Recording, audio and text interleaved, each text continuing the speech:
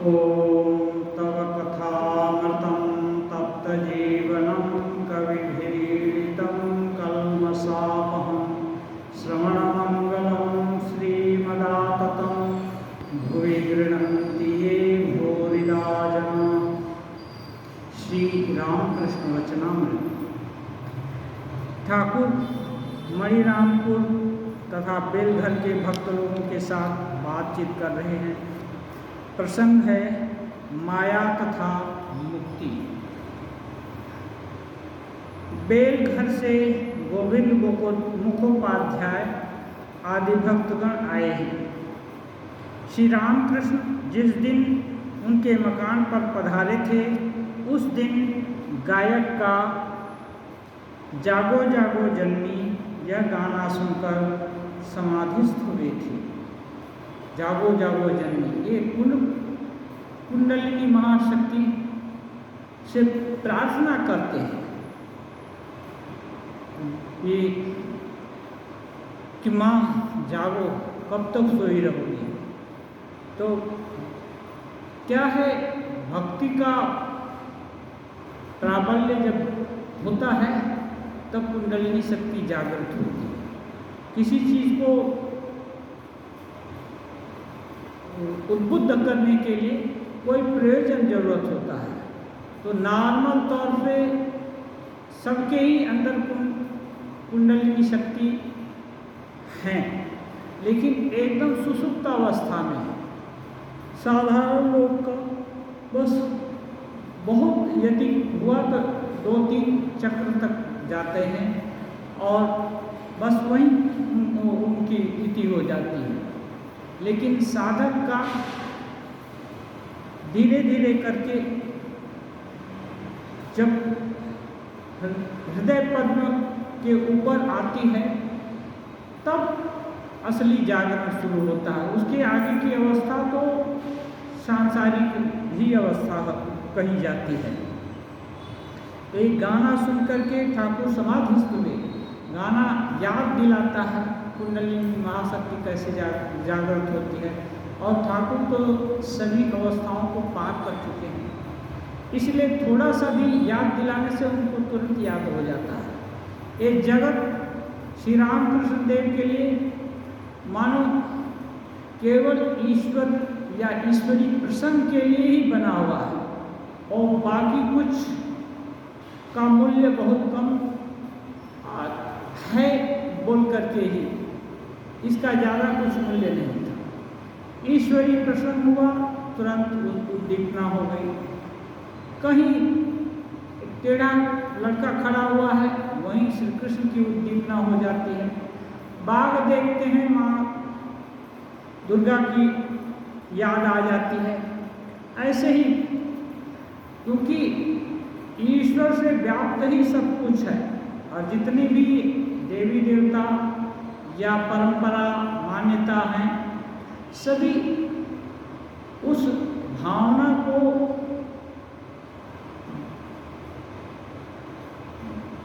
क्या कह सकते हैं, उसको संकेंद्रित, उसको बल देने के लिए, मानो दुर्गा जी का तो देवी मूर्ति का ध्यान होगा, और जो शक्ति है ब्रह्म वो मानो देवी रूप में अवतीर्ण होकर के दुष्टों का नाश और आश्रित जनों का, अच्छे लोगों का कल्याण कर रहे हैं, उनका बचाव कर रहे हैं। तो एक एक भाव से होता क्या है, ईश्वरी शक्ति की उद्दीपना हो जाती है। श्री रामकृष्ण समाधिस्थ हुए थे। गोविंद उस गायक को भी लाए हैं।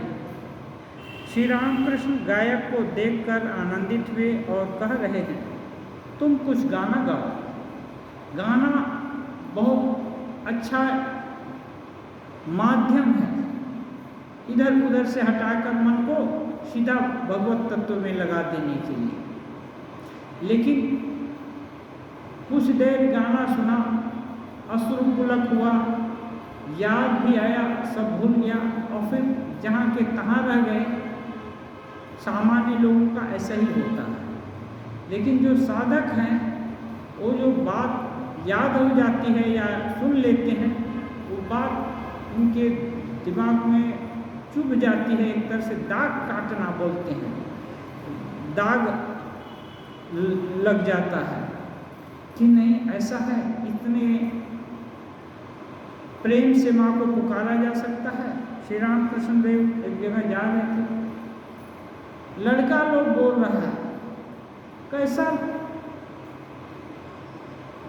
माँ का नाम करता है रे परमहंस, हाँ पत्थर गल जाए, हाँ कि माए नाम करे रे परमहंस, हाँ पाथर गले जाए, ऐसा तो ऐसे माँ को पुकारेंगे तब तो होगा।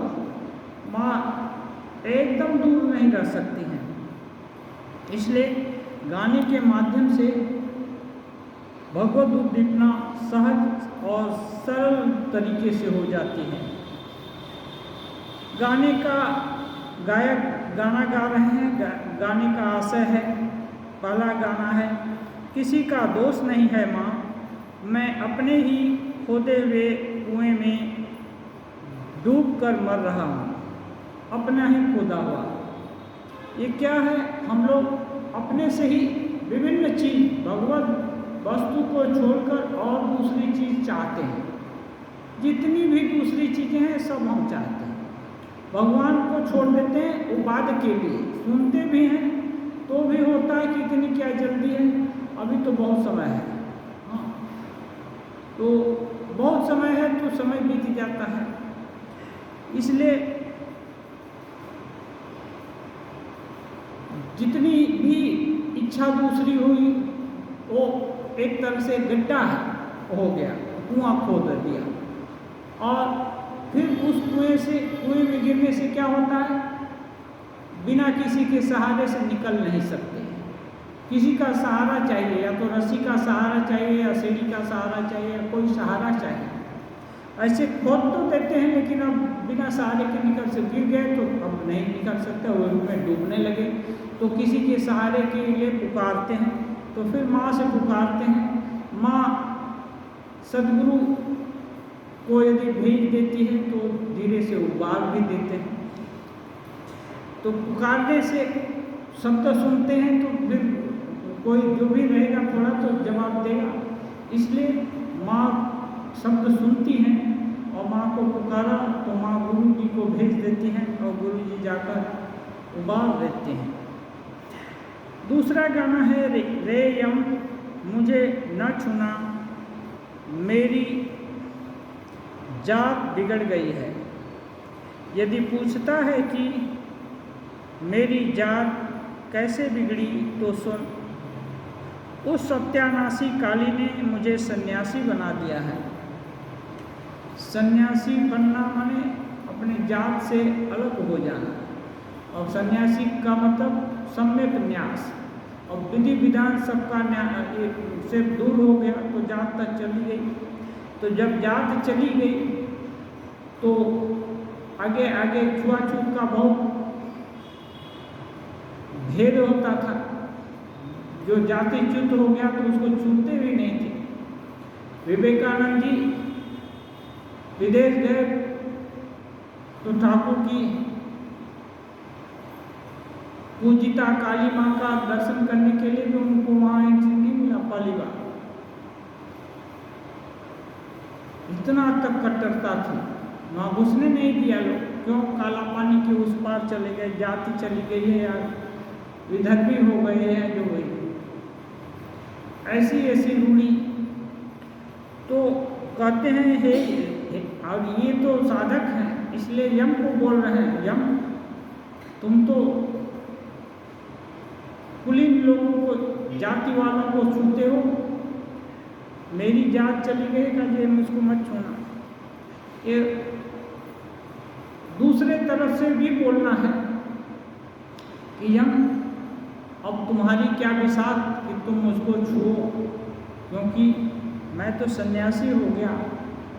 माँ सत्यानाशी जो सत्य और असत्य जो कुछ भी भला बुरा है ना, सत्यानाशी मैंने पूरा पूरा नाश कर दिया। जो सब कुछ का विनाश कर देती है शुभाशुभ, उसने मुझको सन्यासी बना दिया, मैंने सब कुछ छुड़ा दिया मुझसे, अब वही मेरे लिए सार हो गई।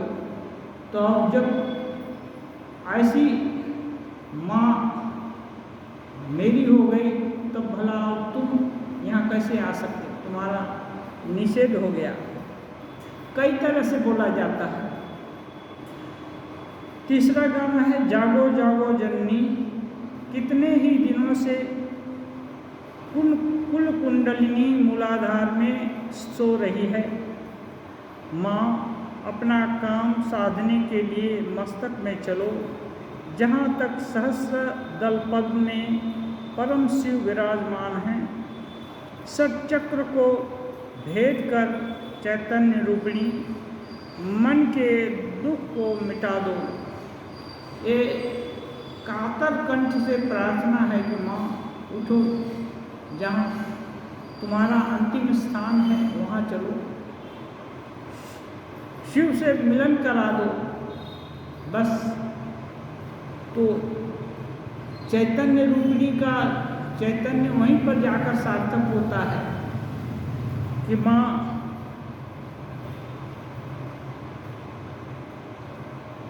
परम शिव से साक्षात्कार करा देती हैं और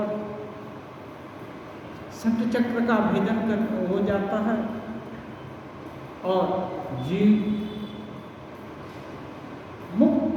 मुक्ति का आस्वादन कर लेता है, शिव के साथ एक हो जाता है। श्री राम कृष्ण इस गीत में सच्चक्र भेदन की बात है। ईश्वर बाहर भी हैं, भीतर भी हैं। वे भीतर से मन में अनेक प्रकार की लहरें उत्पन्न कर रहे हैं। सच्चक्र का भेद होने पर माया का राज्य छोड़ जीवात्मा परमात्मा के साथ एक हो जाता है। इसी का नाम है ईश्वर दर्शन। कई तरह से बोला गया है। योग की भाषा में सच्चक्र भेदन होने के बाद ईश्वर का दर्शन होता है। भक्त को इस सब चक्र वक्र का ख्याल नहीं रखना पड़ता है, अपने आप भक्ति के प्राबल्य से ईश्वर दर्शन होता है। और ज्ञानी लोगों का ज्ञान विचार करते करते जब शरीर की शुद्धि खत्म हो जाती है, जब सब कुछ ईश्वर में दिखने लगता है, तो फिर उनको भी ईश्वर का साक्षात्कार हो जाता है। कहने का मतलब किसी भी रास्ता से जाएं, लेकिन ईश्वर का दर्शन होने पर बाकी सभी विकल्प खत्म हो जाएंगे। कुछ भी विकल्प नहीं रह जाएगा, मैं मेरा कुछ भी नहीं रह जाएगा, वहाँ तक चले जाएंगे। लेकिन जो सोचते हैं कि मैं नहीं रहेगा तो मैं खत्म हो जाऊंगा, ऐसी बात नहीं। इसके लिए श्री राम कृष्ण देव एक बार तब नरेंद्र नाथ उनको पूछते हैं, अच्छा देखो एक बड़ा कटोरा है, उसमें शहद भरा हुआ है और मधु है भरा हुआ है, और तुम चींटी है, तुम कहाँ बैठ करके शहद पान करेगा? तो नरेंद्र नाथ बोलते हैं, मैं किनारे पर बैठकर मुंह को थोड़ा आगे लटका करके धीरे धीरे उसको शहद को पीऊंगा। तो श्री राम कृष्ण हंसने लगे, नहीं बचा, ये शहद अमृत का ये है, ये जो ऐसा ये नहीं है, इसमें जप करने से मृत्यु नहीं होगी। वो बोले, नरेंद्र नाथ बोले कि कहीं गिर गया तो मर जाऊंगा। वो बोले इसमें गिरने से मृत्यु नहीं होती है, ये अमृत का कुंड है, जो ब्रह्म समुद्र है ना, वो अमृत का कुंड है, वहाँ गिरने से मृत्यु नहीं होती, अमर हो जाता है, हर कुछ चिन्मय हो जाता है। तो इसका मतलब क्या है? इसका मतलब वहाँ ईश्वर भिन्न और कुछ नहीं रह जाएगा, मैं भी खत्म हो जाएगा। इसकी कल्पना धीरे धीरे यदि करें तो अपना कुछ भी नहीं रह जाएगा। जब कुछ नहीं रह जाएगा तो क्या रहेगा? ईश्वर सत्ता तो है, तो ईश्वर को छोड़कर और कौन रहेगा? वही रहेंगे। माया के रास्ता न छोड़ने पर ईश्वर का दर्शन नहीं होता।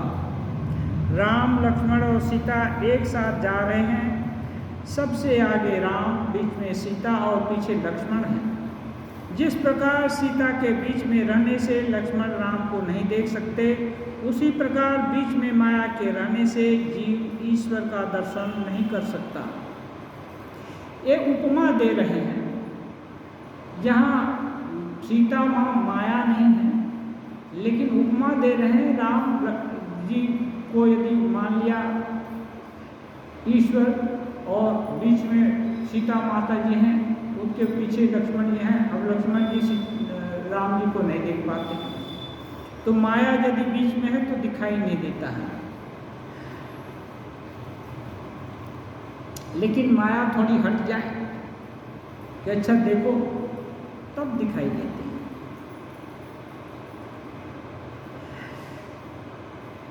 मणिमल्लिक के प्रति, परंतु ईश्वर की कृपा होने पर माया दरवाजे से हट जाती है।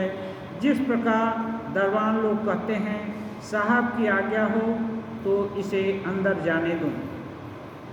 यदि ईश्वर की इच्छा हो, मालिक की इच्छा हो, तो माया है ना दरवाजे से हट जाती है। क्योंकि राम जी भी खड़े होकर बोलेंगे सीता माँ को तुम थोड़ा बैठो, तो बैठ जाएंगे तो लक्ष्मण जी आराम से देख पाएंगे। तो ये क्योंकि माया है ईश्वर के अधीन है, ईश्वर की ही शक्ति है, तो अपनी शक्ति अपने साथ ही तो रहेगी, अपनी इच्छा के अनुकूल ही तो चलेगी। इसलिए और माया भी कृपा करे कि नहीं आप दर्शन दीजिए, तो भी माया धीरे से हट जाएगी और भगवान का दर्शन हो जाएगा। दोनों ही है, क्योंकि माया ईश्वर से भिन्न नहीं है। माया शक्ति ईश्वर की ही शक्ति है। इसलिए माया से भी प्रार्थना किया करते हैं कि माँ रास्ता छोड़ दो, अपना असली स्वरूप जो भगवत स्वरूप है उसको दिखाओ, जो कि आवरण करने वाला स्वरूप है। वो तो तुमने बहुत दिखाया, इस उसमें भुलाया। अब कृपा करके अपना वो चिन्मय रूप दिखा दो। श्री रामकृष्ण कहते हैं दो मत हैं, वेदांत मत और पुराण मत। वेदांत मत ने कहा है यह संसार धोखे की टट्टी है, अर्थात जगत भूल है, स्वप्न की तरह है। परंतु पुराण मत का या भक्ति शास्त्र कहता है ईश्वर ही 24 तत्व बनकर विद्यमान है, भीतर बाहर उन्हीं की पूजा करो। अभी जितने भी बहुत तरह के हमारे जो दिल दिमाग है हम लोगों का, ये बहुत भिन्न भिन्न स्तरीय है। हमारे स्तर बहुत तरह के हैं, तो सबकी रुचि के अनुसार ऋषि मुनि लोग युग युग से आविष्कृत किए हैं। कितने मत पथ का आविष्कार हुआ है और भी हो सकता है। तो वेदांत मत है, इसमें मानते हैं कि ब्रह्म एक ही है। फिर ये सब जो भिन्नता दिख रही है, कोई मार रहा है, कोई मर रहा है, कोई खा रहा है, कोई खाया जा रहा है, अभी दोनों एक कैसे होंगे? हम अन्न खा रहे हैं और अन्न खाया जा रहा है हमारे द्वारा, फिर हम और अन्न एक कैसे हो गए? तो इसको बोलते हैं माया है। ये इसकी दिखने में तो दिखता है ये सब है, लेकिन वस्तुतः ये तत्व नहीं है, तत्व एक ही है। इसके पीछे जो चैतन्य शक्ति है एक ही है। तो और ये धोखा है कि ये सब विभिन्न वैचित्र दिखाई दे रहा है।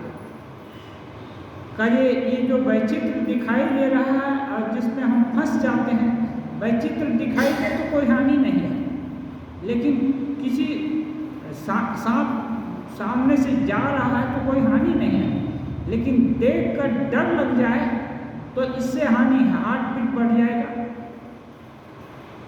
कोई चीज़ पड़ी हुई है, रुपया पड़ा हुआ है तो उससे कोई हानि नहीं है, लेकिन दूसरे का रुपया देखकर लोभ हो गया तो अब हानि हो गई। कि ये है वैचित्र है। तो जो वेदांत मत के साधक हैं वो सब देखते हैं सब अनित्य है, इसलिए उनका इसमें आकर्षण नहीं होगा, उनको इतना डर भी नहीं होगा, उनको लोभ भी नहीं होगा। जो नैतिकता के ऊपर जो कोई भी उनके जीवन भरण पोषण की क्रिया है वो स्वाभाविक गति से चलती रहेगी। लोभ और आसक्ति को छोड़ करके वो बर्ताव करते रहेंगे, ऐसा उनका विचार। लेकिन पुराण मत भक्ति शास्त्र कहता है ईश्वर ही 24 तत्व है, ईश्वर ही खाद्य खादक और जितना भी कुछ दिखाए वैचित्र देगा सब ईश्वर ही है। तब क्या करेंगे? ईश्वर है तो अब सबके भीतर ईश्वर की पूजा करें। इसलिए जब अन्न खाते हैं तो अन्न देवता को पहले प्रणाम करते हैं, कि हमारा दोष मार्जन कीजिए। अन्न की भी सदगति इसी में है कि उसका कोई उपभोग करे। तो इसलिए सभी में ईश्वर व्याप्त देख करके सबके प्रति उचित सम्मान ज्ञापित करते हैं। और यही सोचते सोचते एक समय ऐसा आ जाता है कि ईश्वर ही दिखते हैं और बाकी जो वैचित्र है वो वैचित्र भूल जाता है। तब ये सेचुरेटेड हो गया भक्ति। अब जब इस सेचुरेशन पॉइंट पर जब पहुंच गया इतना कि अब और वैचित्र दिखाई देना हो गया, तब तो ईश्वर के दर्शन होते हैं। जब तक उन्होंने मैंपन को रखा है तब तक सभी हैं, फिर स्वप्नवत कहने का उपाय नहीं है। क्योंकि जब अहम है, कुछ कष्ट होता है, कांटा चुभता है तो आह ओ होने लगते, पीड़ा मालूम होती है। तो उस समय कोई थोड़ा साहसी है तो बोल सकता है पीड़ा नहीं है, लेकिन वो बोलने से नहीं होगा, पीड़ा हो तो रही है ना। कोई बोल दे कि पीड़ा नहीं हो रही है, वो बोलना अलग है, या वो पीड़ा को व्यक्त नहीं कर पा रहा है, लेकिन पीड़ा हो रही है। लेकिन स्वप्नवत जब दिखेगा, जैसे किसी का हाथ कोई पैरालाइज हो गया है, उसमें कोई कांटा चुभाए या नीडल घुसाए तो उसको कुछ नहीं होता है। तो ऐसा यदि हो जाए तो देह बोध इसका मतलब चला गया। जैसे ठाकुर जब समाधि में रहते थे, चिड़िया चोंच मारती थी सिर पर बैठ करके, उनको होश नहीं कि कौन मार रहा है, क्या कर रहा है, क्योंकि ये चिड़िया का चोंच मारना सिर है, सिर को बचाना पड़ेगा। हाँ, एक बढ़िया देह है, इसका एक सेवा करनी पड़ेगी, ऐसा कुछ नहीं है। कोई साधु आकर के धक्का मुक्का मार करके पिटाई करता था, पीट करके उनके हाथ से कभी डंडे से और ये सब करके बहुत सारा, इतना नहीं पीटता था कि हड्डी टूट जाए, लेकिन धक्का मुक्का दे करके थोड़ा होश कराता है। जैसे होश होता तुरंत माँ जैसे बच्चे के मुंह में और ठूस देती है, ऐसे उन ठाकुर को खिला देता था, 2-4 ग्रास खिला दिया। ऐसे इसी के कारण उनका शरीर बचा रहा। लेकिन जो साधक हैं वो तो एकदम मस्त हैं, उनको कुछ भी पता नहीं कि खा रहे हैं कि नहीं खा रहे हैं, उनका देह भी है कि नहीं। तो ऐसी अवस्था में वेदांत साधना चलेगा, लेकिन सबका ऐसा नहीं होगा। इसलिए श्री रामकृष्ण देव बोलते हैं जब तक ये है तब शरीर बोध है, तब तक स्वप्नवत नहीं कहा जा सकता। इसलिए कहते हैं नीचे आग जल रही है, इसीलिए बर्तन में दाल चावल और आलू उबल रहे हैं, कूद रहे हैं, मानो कह रहे हैं मैं हूँ, कूद रहा हूँ। यह शरीर मानो बर्तन है, मन बुद्धि जल है, इंद्रियों के विषय मानो दाल चावल और आलू हैं, अहं मानो उसका अभिमान है कि मैं उबल रहा हूँ और सच्चिदानंद अग्नि है। इसलिए कहते हैं भक्ति शास्त्र में इस संसार को मजे की कुटिया कहा गया है।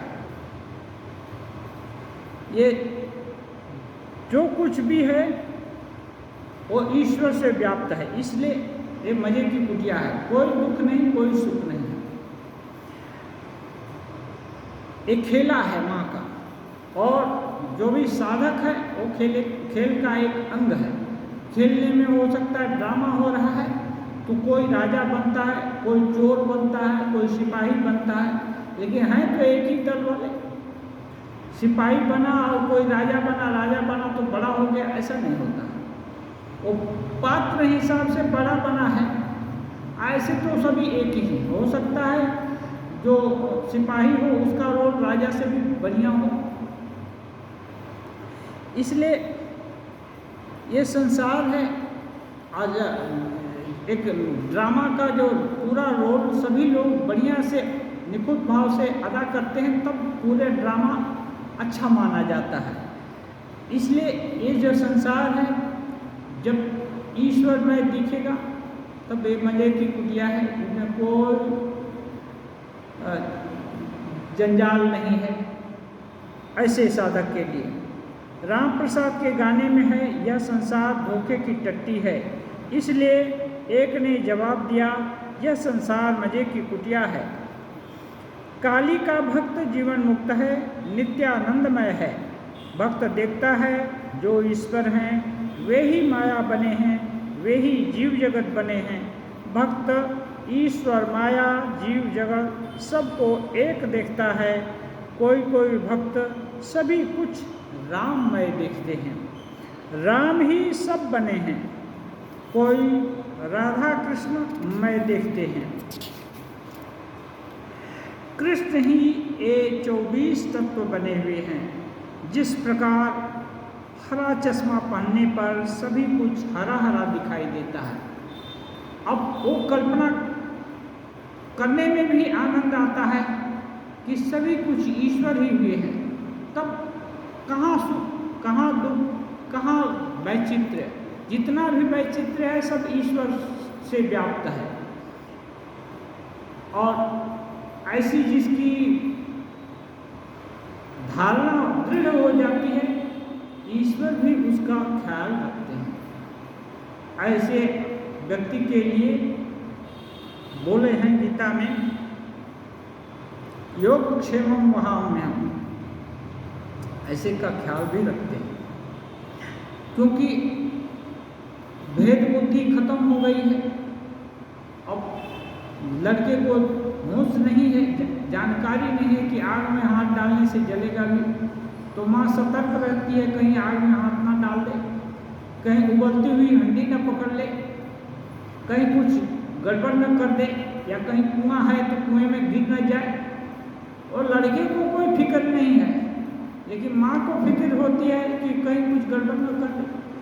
ऐसे ही जब ऐसी अवस्था आ जाती है साधक की कि ईश्वर में ही सब कुछ, सब हरा हरा दिखाई देने लगता है, तब ईश्वर कुछ भी हो सकते हैं, राम भी हो सकते हैं, कृष्ण भी हो सकते हैं, राम कृष्ण हो सकते हैं, और कितना भी तरह 24 तत्व में कहीं भी ईश्वर का उत्कृष्ट प्रकाश देखा जा सकता है, माना जा सकता है रुचि भेद के अनुसार। बस लेकिन उसको छोड़कर और कुछ नहीं, सब उसी ईश्वरमय हो गया, तो भगवान उसके लिए हर जरूरत की व्यवस्था खुद ही करते हैं। योगक्षेमम वहाम्यहम्। भक्ति के मत में है, भक्ति के मत में शक्ति के प्रकाश की न्यूनाधिकता होती है। जहाँ भक्ति है ना, कोई भगवान है तो कोई भक्त है, तो उसमें भगवान में शक्ति ज़्यादा होती है और भक्त में कम। राम ही सब कुछ बने हुए हैं, परंतु कहीं पर अधिक शक्ति है और कहीं पर कम। राम ही सब बने हुए हैं, हनुमान जी में एक शक्ति है और दूसरे इतर बंदर हैं उनमें दूसरी शक्ति है। सब हनुमान जी के जैसे नहीं, सब लोग लंका जय श्री राम बोलकर नहीं जा सकते। कोई कुछ दूरी तक जा सकता है, कोई कुछ दूरी तक जा सकता है, ऐसे ऐसे सब लोग अपना बल बखान किए। लेकिन हनुमान जी अतुलित बलधामा, उनको बोलते हैं जामवंत जी का चुप साध रहा बलवाना। तुम हे बलवान, तुम चुपचाप हो, सब लोग अपने बल का वर्णन कर रहे हैं और तुम क्यों चुप हो। ऐसे ही सुने, तब उनको याद आ गया अपने बल का, और उसके आगे उनको विस्मरण हो गया, क्योंकि ऋषि लोगों का श्राप था। ये हर समय यदि किसी को अपने भगवत तत्व का की याद रहे तो फिर साधारण भूमि पर वो व्यवहार नहीं करेगा। तो हनुमान जी उपद्रव कर बैठते थे बच्चे होने के कारण, शक्ति होने के कारण, इसलिए ऋषि लोग श्राप दे दिए थे, जब कोई याद दिलाएगा तुम्हारे को तुम्हारी शक्ति का, तब शक्ति का याद होगा, नहीं तो याद नहीं रहेगा। तो साधारण भाव से रहते थे। ऐसे ही गुरु याद दिला देते हैं। सबके अंदर ईश्वरीय शक्ति है, कुंडलिनी महाशक्ति है। हनुमान जी सबके अंदर बैठे हुए हैं, लेकिन चुपचाप रहते हैं। और यदि कोई गुरु जी जगा दे, बस जग गया और सच में अच्छे गुरु मिल गए और बात लग गई, तो सागर पार करना तो कुछ भी नहीं, भवसागर पार हो सकते हैं। कहते हैं शक्ति में राम सब कुछ वे हैं, शक्ति में तारतम्य है, कहीं अधिक कहीं कम। अवतार में उनका एक प्रकार का प्रकाश है और जीव में दूसरे प्रकार का। अवतार को भी देह और बुद्धि है। माया के कारण ही शरीर धारण कर सीता के लिए राम रोए थे, परंतु अवतार जानबूझकर अपनी आंखों पर पट्टी बांधते हैं, जैसे लड़के चोर चोर खेलते हैं और माँ के पुकारते ही खेल बंद कर देते हैं। जीव की बात अलग है। जिस कपड़े से आंखों पर पट्टी बंधी हुई है, वह कपड़ा पीछे से 8 गांठों से बड़ी मजबूती से बंधा हुआ है। ये 8 गांठ क्या है? अष्टपाश है। लज्जा, घृणा, भय, जाति, कुल, शील, शोक, जुगुप्सा। लज्जा, भगवान के सामने लज्जा किस बात की? घृणा, यदि सब कुछ ईश्वर में ही है तो घृणा किस बात का? एक तेजियान साधु आया था, जो अवगढ़ी साधु, ऐसा मंत्र पढ़ा कि काली मंदिर कांप उठा। ठाकुर देखे उसकी अवस्था परमहंस की अवस्था थी। वो कुत्तों का कान पकड़ करके वो बैठना चाहा, खाने की पंगत लगी थी, उसको कोई बैठने नहीं दिया। हाँ, भंगी से भी खराब दिख रहा था इसलिए भगा दिया। तो कुत्ते लोग खा रहे थे, पत्थर से उठा, उनका एक का कान पकड़ा और कुत्ता भी नहीं कुछ बोला, वो थोड़ा सा हट गया और उसी में से कुछ खाकर कुछ खा लिया। और उसके बाद माँ का मंदिर के पास जाकर खंखन खटवांग धारिणी ऐसे कहता है, मानो माँ तो उसकी बात एकदम सुन रही हैं और मंदिर कांप उठा। ठाकुर बोले देखो इसकी परमहंस की अवस्था है हृदय से। फिर हृदय को ठाकुर बोले जाओ उससे ज्ञान प्राप्त करो। हृदय पीछे पीछे जाता रहा, वो तो पत्थर मार करके इसको भगाने डराने का कोशिश किया, लेकिन हृदय दूर तक गया। पूछा महात्मा जी उपदेश दीजिए। तब वो बोला देख ये नाली का पानी और गंगा का पानी जब एक मालूम होगा तब समझ लो कि ज्ञान हुआ है। नाली का पानी और गंगा का पानी एक। तो कहते हैं ठाकुर कि ये ज्ञान कहने से नहीं होगा। अब हृदय सुन लिया और नाली का पानी पीने लगे, हाँ गंगा जी के बदले में तो नहीं होता है, उनको हिम्मत ही नहीं होगी पीने का। लेकिन वो जो साधक है वो पी सकता है, वो तो कुत्ता के जूठन को भी खा लिया। तो कहते हैं अवतार लोग अपने जो शक्ति है उसको छुपा करके खुद पट्टी बांधते हैं और उसको इच्छा मात्र से खोल लेते हैं। लेकिन जीव भी पट्टी आंख पर बांधता है, लेकिन ये इतना जोर से बांध लेता है 8 बंधन पड़ जाता है। लज्जा का बंधन, लज्जा भगवान के सामने लज्जा किस बात की है? भगवान का नाम लेने में लज्जा की बात क्या है? भगवान का प्रसाद पाने में लज्जा की बात क्या है? भगवान का ध्यान करने में लज्जा की क्या बात है? लोग बोलेगा, लोग चोरी डकैती करेगा और ये सब करेगा, उसमें लज्जा नहीं है। खराब काम करेगा और भगवान का नाम लेगा तो इसमें लज्जा है। घृणा, ये इस संसार में कोई चीज घृणित नहीं है, ईश्वर से व्याप्त है। फिर भी सभी एक जगह उपयोग नहीं किया जा सकता। ठाकुर बोले हैं महावत नारायण की बात माननी पड़ेगी। तो कोई पानी ठाकुर जी के भोग में लगेगा, कोई उनके स्नान में लगेगा, कोई बागान में लगेगा, कोई शौचालय के लिए यूज होगा। बहुत तरह का पानी है, तो बहुत तरह का ज्ञान भी दिए हैं तो वैसे यूज होगा। इसका मतलब ये नहीं है कि जो बागान में लगेगा उसका कोई उपयोगिता नहीं है, सभी का उपयोगिता है। तो ये जानने से ही घृणा नहीं होगी। ठीक है, ये पानी उतना भी शुद्ध नहीं है तो दूसरे काम में लग जाएगा। भय क्या होगा, कैसे होगा? भय कब होता है? जब 2 होता है, द्वितीया कोई भय। जब 2 होता है तो भय। जब भगवान और भक्त जब अपने को सोचता है भगवान अलग हैं और हम अलग हैं, तब तो भय होगा। लेकिन कभी बच्चा और माँ से बच्चा भय नहीं पाता है, क्योंकि वो जानता है हमारे हित के लिए ही वो सोचती है। कभी कभी थप्पड़ भी मारती है तो हमारे हित के लिए ही करती है। वो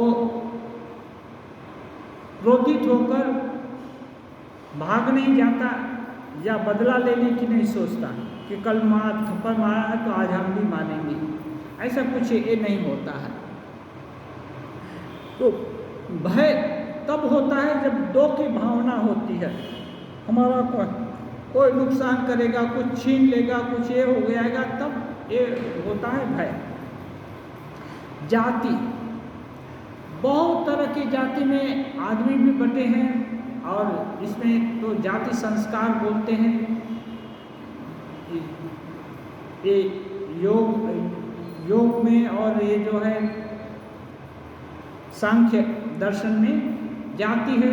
जैसे मनुष्य जाति हुई, जो पक्षी जाति हुई, पक्षी जाति स्वभाव से भी उड़ना जानती है।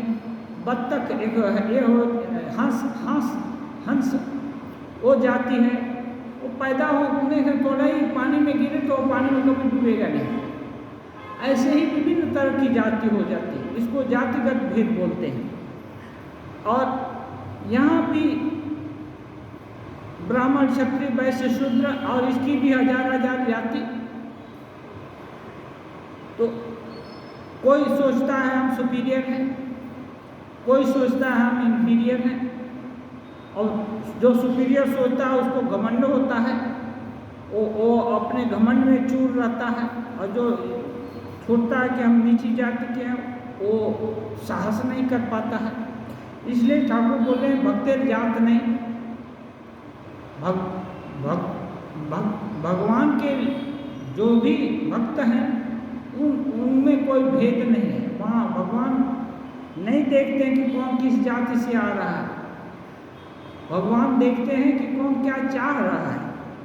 कुल वही, मैं उच्च कुल का हूँ और निम्न कुल के हैं, ये कुलाभिमान जाति अभिमान ये सब छोड़ने के लिए ही रामकृष्ण देव साधना किए। भंगी का वो तो नैष्टिक ब्राह्मण वंश से बिलोंग करते थे, वो भंगी के जो पैखाना घर है उसको भी साफ किए और अपने बालों से भी पोंछे। अब बाल से पोंछने के बाद जाकर नहाए, ये बात नहीं है, जाकर ना यहाँ पोंछे और फिर जाकर साबुन लगाकर नहा लिए, ऐसा नहीं है। हाँ, ये अखंडानंद जी महाराज बोलते हैं ठाकुर किसी किसी से ऐसी भी साधना कराते थे, एक गाल पर चंदन लगाया और दूसरे गाल पर दूसरे का पैखाना लगा करके ध्यान कर लिया। मैंने चंदन और पैखाना में अंतर नहीं है, ये एक पैखाना से वितृष्णा नहीं है, चंदन से प्रेम नहीं है, ऐसा करके भी साधना करा। अभी किसके पेट में क्या सहता है ठाकुर जाने। तो ये लज्जा ये जो है इसके ये जो अशील अच्छा किसी शील माने स्वभाव, किसी का स्वभाव अच्छा है तो उसको गर्व हुआ कि हम बहुत उन्नत स्वभाव के हैं और कोई दूसरा इंफीरियर स्वभाव का है, या लगा कि हम तो बहुत इंफीरियर हैं। तो ये इंफीरियरिटी जब ये सब छोटी मोटी चीज़ें रहेगी, उसके बाद सो कुछ पाए तो खुशी और कुछ नहीं पाए तो दुख जुगुप्सा माने निंदा, इसकी उसकी निंदा करते हैं। जब इन छोटे चीज़ों में लगे रह जाएंगे तो ईश्वर जो अमूल्य वस्तु हैं उनकी तरफ ध्यान नहीं जाएगा। इसलिए ये 8 पास हैं, इनकी एनालिसिस विभिन्न तरह से की जा सकती है और जिसकी जो कमी है उसको वो अच्छा से जानता है। केवल इन शब्दों को लेकर और सोचिए कि हमारे अंदर ये सब में किसकी कमी है, कौन सा चीज़ की प्रबलता है, और जो भी हमारा दोष है उसको हम दूर करना चाहें तो धीरे धीरे दोष दूर हो जाता है। ऐसा नहीं कि दोष दूर नहीं होगा, यही तो साधना है कि सभी दोष दूर हो जाएंगे। जब तक गुरु खोल नहीं देते तब तक कुछ नहीं होता। बोल रहे हैं ये जो अष्टपास हैं ये गुरु खोल देते हैं। गुरु खोल देते हैं माने जो सदगुरु के उपदेश से साधना में प्रवृत्त हुआ और उसके फल से ऐसी एक बुद्धि, बोलते हैं वेदोज्वला, माने वेद में जो वेद क्या है, ज्ञान राशि है, वो ऐसी जो बुद्धि जो कि मैंने अच्छे तत्व को उद्घाटित करने वाली हो। अच्छा तत्व तो यही है भगवत तत्व। तो वेदोज्वला बुद्धि जिसकी हो गई है, ऐसी बुद्धि के द्वारा ये सब बंधन खुल जाएगी। तो ये गुरु कृपा से, गुरु शक्ति से ये संभव है। गुरु मन क्या है, जो अंधकार से प्रकाश की ओर ले जाता है। तो गुरु यदि कृपा करके इसको खोलें तो अभी हम लोग सोचेंगे गुरु कहाँ से, बार ही नहीं होंगे। आजकल जो एक बार मंत्र दीक्षा पा गए तो ये मानना है कि अभी गुरु हमारे साथ हैं, हमारे साथ रहकर ही हमारी कमियों को दूर करेंगे, कर रहे हैं। ईश्वरीय शक्ति ही गुरु के रूप में प्रतिभात हुई है और और जो सत्संग में जो कहीं भी अच्छा सुनते हैं वो भी गुरु शक्ति से ही प्राप्त हुआ है, और वो शक्ति अपने भीतर भी है। तो वही गुरु शक्ति हमको अच्छी प्रवृत्ति दे, हमारा ये सब जो भी कमी है वो दूर करें। तो धीरे धीरे प्रयास करने से कमी दूर हो जाती है। बेलघर के भक्त कहते हैं, आप हम पर कृपा कीजिए। ठाकुर को सिद्ध महापुरुष के रूप में कोई जानते हैं, कोई अवतार पुरुष के रूप में भी जानते हैं। बहुत उच्च धारणा है लोगों की, ऐसा नहीं कि केवल एक साधारण संत के हिसाब से देखते हैं। इसलिए ये सब सुनने के बाद बोलते हैं, आप हम पर कृपा कीजिए। श्री राम कृष्ण, सभी के भीतर वे विद्यमान हैं, परंतु गैस कंपनी में अर्जी दो, तुम्हारे घर के साथ संयोग हो जाएगा। गैस कंपनी में आगे गैस बत्ती जलती थी, आजकल जैसे अभी सीएनजी संयोग हो रहा है, तो ऐसे ही गैस कंपनी। तो बोल रहे हैं सबके भीतर ईश्वरीय शक्ति है। अब ठाकुर नहीं बोल रहे हैं कि हम कृपा करते रहें, इतना हर समय कृपा बांटते रहते, कृपा है बोलकर ही इतना बोल रहे हैं। और लेकिन ऐसे बांटने लगेंगे तो ठाकुर को जीने नहीं देगा। तो कह रहे हैं ईश्वर सबके अंदर विराजमान है, गैस कंपनी में अर्जी दो। इसका मतलब सरेंडर करो भगवत तत्व शक्ति के सामने, तब तो होगा। परंतु व्याकुल होकर प्रार्थना करनी होगी। कहावत है, 3 प्रकार के प्रेम के आकर्षण एक साथ होने पर ईश्वर का दर्शन होता है। संतान पर माता का प्रेम, सती स्त्री का स्वामी पर प्रेम, और विषयी जीवों का विषय पर प्रेम। भगवान की अचिंत्य शक्ति है कि वो माँ है, अकारण अपने संतान का भला चाहती है। हर माँ इवन बड़ा हो जाने पर भी उसका भला चाहती है। ये एक महामाया की माया ही है, दूसरे के संतान का भला न चाहे, लेकिन अपने संतान पर स्वाभाविक स्नेह रहता है। ऐसे ही भगवान के प्रति स्वाभाविक स्नेह हो जाए। दूसरा, सती का स्वामी पर। सती की कल्पना है, स्वप्न में भी चिंता कर लिया कि यही हमारे स्वामी हैं, तो फिर और दूसरे का वर्ण नहीं करेगी। नल दमयंती का कहानी है, वो आज में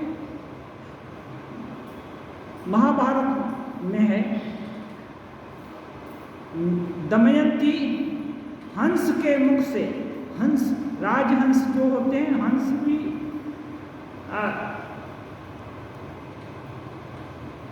ये दमयंती है ना, आगे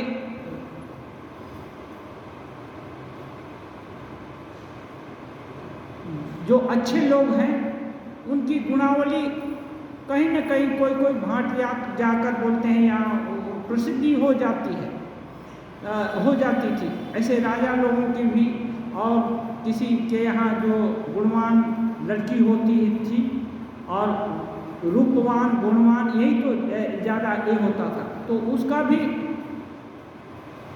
तो ये दमयंती नल के बारे में सुन लिया और नल के गुणों के बारे में सुन लिया, तो इसके दिल में संकल्प हो गया कि ऐसा यदि कोई है, ऐसा नल है, तो वही हमारे पति होंगे, और उनको ही मन पति के रूप में मान लिया। अब उसका स्वयंवर हो रहा है। अब लज्जा के कारण पिताजी को बोल भी नहीं सकते स्वयंवर मत कराइए, हम तो पति चुन चुके हैं। लेकिन वो चाहते, अभी स्वयंवर में जो भी आएगा चुनेगा। स्वयंवर में नल भी जा रहे हैं, जा रहे थे, और उसी स्वयंवर में देवता लोग भी जा रहे हैं। देवता लोग भी दमयंती का रूप, सौंदर्य और गुण सुन करके वो लोग भी उससे शादी करना चाहते हैं।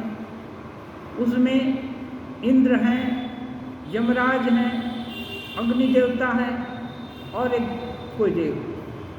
तो ये लोग जाते हैं, रास्ता में नल भी जा रहे हैं, तो वो लोग तो देवता लोग तो दिल के बात भी जान सकते हैं ना, उनकी गति तो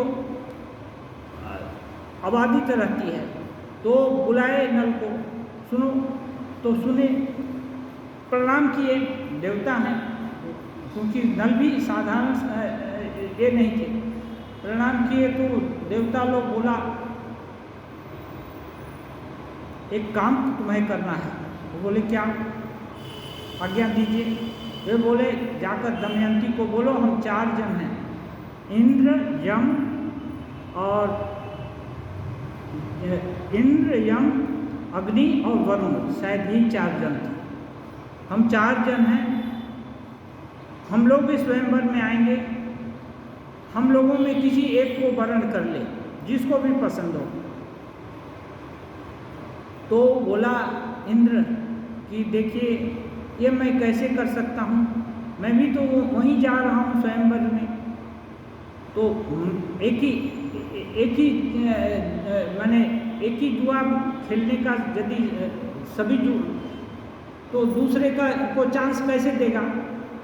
लेकिन आप लोग देवता हैं, आप लोगों की बात नहीं सुनने से आप लोग हमको दंड भी दे सकते हैं, क्योंकि आप लोग सामर्थ्यवान हैं। लेकिन बहुत ये है, हम दमयंती के पास जा कैसे सकते हो, तो बहुत पहरे के अंदर होगी। नल को नहीं मालूम कि दमयंती उनको वरण कर चुकी है, नल को नहीं मालूम, लेकिन दमयंती के दिल में वो नल का नाम घुस चुका है। तब ये बोले कि नहीं, हमारे प्रभाव से तुम्हारे अबाधित गति हो जाएगी, तुम उसके अंदर महल में पहुंच जाओगे, उसके साथ बातचीत भी कराओगे और सुरक्षित लौट आओगे, तुमको और कोई नहीं देख पाएगा वो उसको छोड़कर। तो ये बोले ठीक है, आप जब बोलते हैं तो मैं तो जाकर बोल दूँगा हाँ कि आप लोगों का ये रुचि है, फिर उसको हम बातें नहीं कर सकते, उसकी जो इच्छा हो। तो ये बोले हाँ ठीक है। गए नल, तो जाकर नल को देख करके वो थोड़ा लज्जित हुई, वो सिर झुका लिया और पूछा आप कौन हैं। तब इन्होंने अपना परिचय दिया, मैं नल हूँ। तब तो उसका भीतर का जो प्रेम है जग गया। वो बोले कि मैं तुम्हारे यहाँ कैसे आए, तो वो बता दिए देवताओं के प्रभाव से देवता लोग आए हैं, 4 देवता। वो लोग चाहते हैं कि उनमें तुम किसी एक से शादी कर लो, ये खबर देने के लिए हमको भेजा है। तब ये हाथ जोड़ी बोली कि मैं हंसों के मुख से सुनकर के आपकी कीर्ति आपको ही वरण कर लिया है मन ही मन, फिर मैं अब विचारिणी नहीं होंगी। तो ये बोले तो अब तुम्हारी इच्छा है, यदि तुम देवताओं की नहीं मानोगी तो हो सकता है वो लोग हमारे को भी नष्ट कर दें, तुमको भी नष्ट कर दें। वो लोग क्या दंड देगा मालूम नहीं। तो बोली कोई बात नहीं, जो भी होगा होगा। हाँ, मैं तो ठीक कर चुकी हूँ और तो वो जो ठीक किया हुआ नहीं बदली होगा। फिर नल जा कर के उन लोग को खबर सुनाए कि मैं तो बोल आया, लेकिन वो तो कहती है कि वो हमको ही चुन चुकी है। हाँ, और वो बोलती है नहीं, मैं तो हंसों के मुख से ऐसा सुन करके ये कर लिया है। तो वो लोग बोलते हैं अच्छा ठीक है, कोई बात नहीं, उसकी जो इच्छा। फिर ये जाते हैं, नल के ही जैसा 5 देवता 5 जन बैठ जाते हैं, 5 नल सच करके बैठ जाते हैं। अब वो सबको देखते देखते आ रही है जयमाला लेकर। अब इन पांचों के पास आ गई तो देखकर तो अचंभित हो गई। अब क्या करें, और सुन भी चुकी थी देवता लोग आए हैं, तो इसको मालूम भी होगा देवता लोग भेद बदल दिए हैं। तब सती, एक सती थी ना, अपने सत्य को स्मरण किया और फिर देवता लोगों के शरण ग्रहण किया कि आप लोग कृपा करके, आप लोग दिल की बात तो जानते हैं, आप लोग कृपा करके मेरे पतिदेव कौन है वो हमको संकेत दे दीजिए। हाँ, हम नहीं पहचान पा रहे हैं, मैं भ्रमित हो गई हूँ आपके प्रभाव से, अब आपके ही शरणागत हूँ। तो जब कातर स्वर से प्रार्थना किया तो देवता लोग इतने, देवता माने दिव्य धातु से देवता शब्द बना है प्रकाशक, देवता लोग इतने असुरी स्वभाव के नहीं हैं कि नहीं उनको चाहिए। तो वो लोग उसकी निष्ठा देखकर खुश हुए।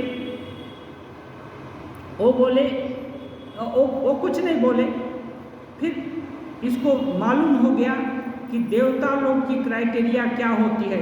देवता लोग के गले में जो माला है, गले की माला नहीं कुमलाती है, देवता लोग की पलकें नहीं पड़ती हैं, और एक की पलक पड़ रही है, एक की माला थोड़ी कुमला गई है।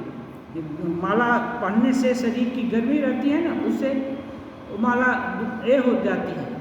तब वो पहचान लिया कि ये मनुष्य धर्मा है, मनुष्य धर्मा इसमें से एक ही है, नल है, और बाकी देवता लोग दूसरे हैं, उनका माला एकदम सतेज है और आंखें नहीं झपकती हैं। तो नल को वरण किया और देवता लोग फिर उसके बाद आशीर्वाद देकर गए, नल को भी दिए और उसको भी दिए। हाँ, तो ये है सत्य की एक किस प्रसंग में ये जो